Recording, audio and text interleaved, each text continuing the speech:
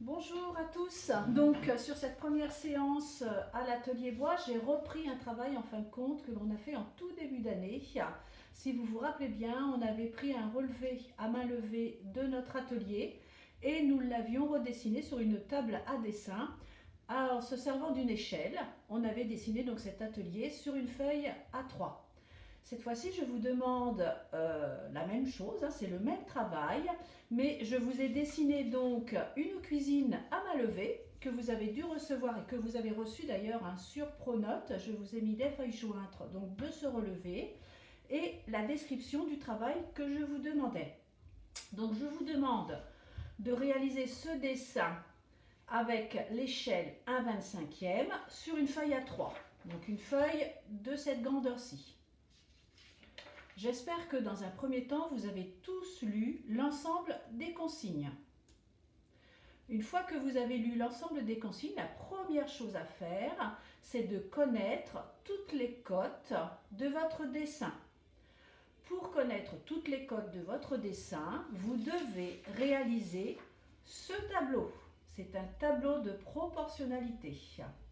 Dans la première colonne, vous allez devoir écrire toutes les cotes du relevé, toutes les cotes sur ce relevé, qui sont en mètres. Je vous ai bien mis que toutes ces cotes étaient en mètres.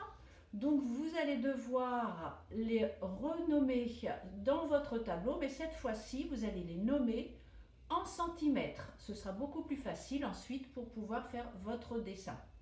Donc une fois que vous avez écrit toutes les cotes de votre plan à main levée en centimètres, vous allez devoir réaliser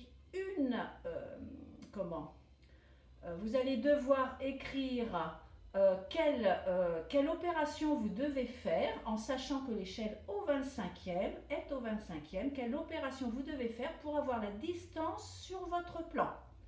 Donc là, je ne mets pas l'opération, vous devez le savoir. Donc vous faites ce tableau-là et une fois que vous l'avez fait, vous allez avoir toutes vos distances sur votre plan en centimètres. C'est ces dimensions qui vont vous servir à faire votre dessin. J'espère que vous avez bien lu également sur vos données que le dessin devait être centré. Le plan doit être centré sur la feuille.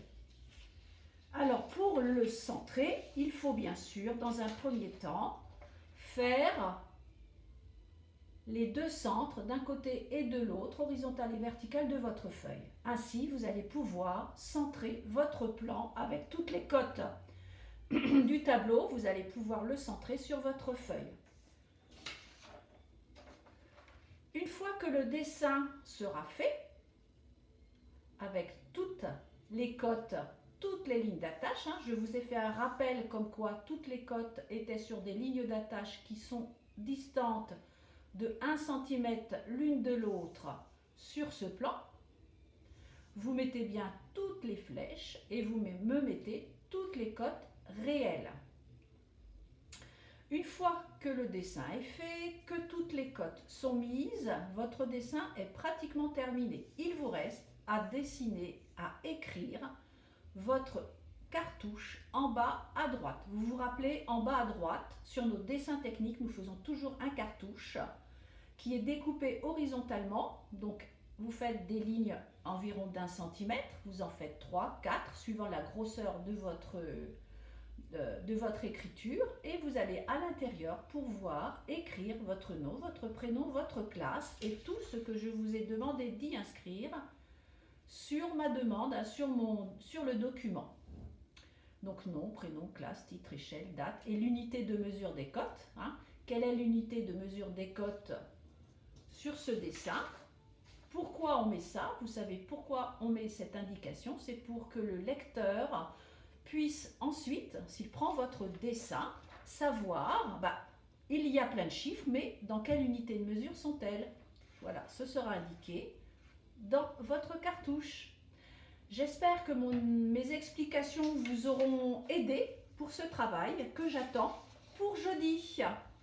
Je vous remercie et je vous souhaite à tous une bonne journée et surtout prenez soin de vous. Au revoir.